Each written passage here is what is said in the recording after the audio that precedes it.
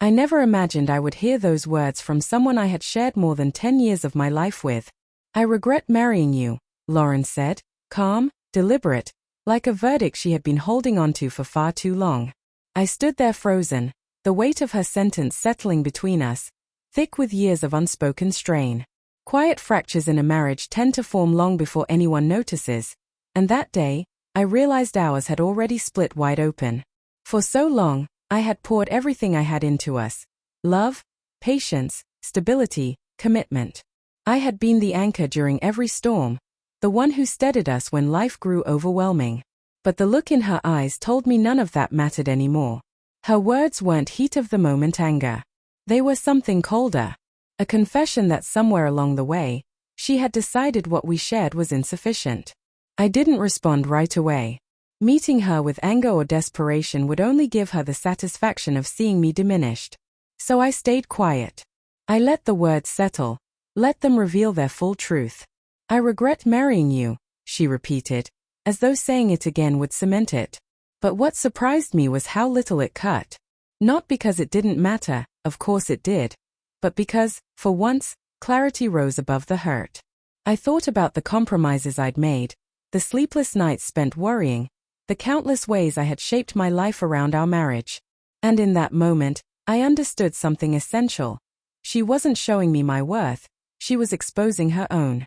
By speaking those words aloud, she unintentionally opened a door I hadn't realized I could walk through. I knew then that things would no longer continue the way they had.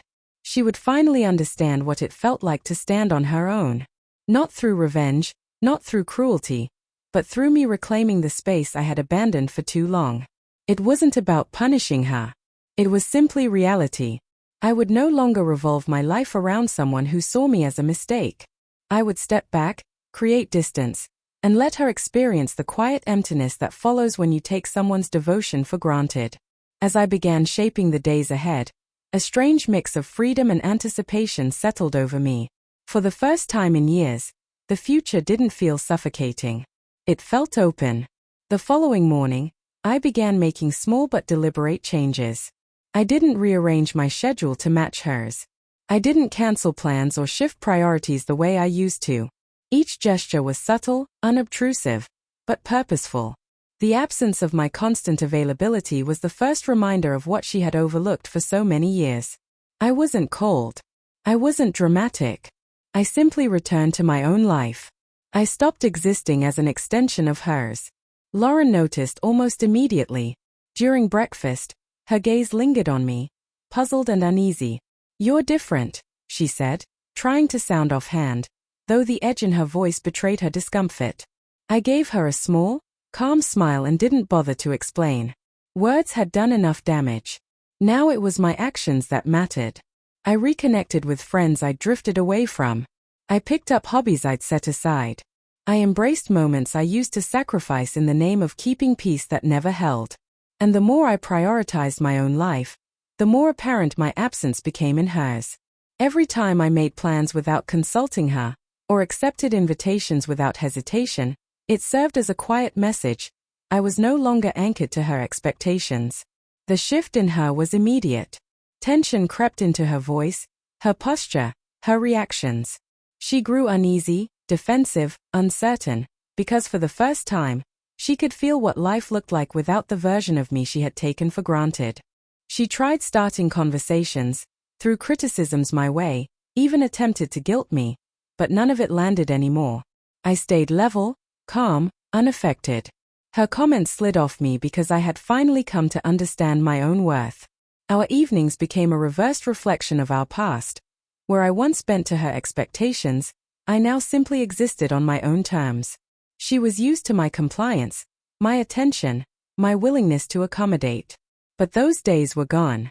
My quiet presence spoke louder than any argument ever had.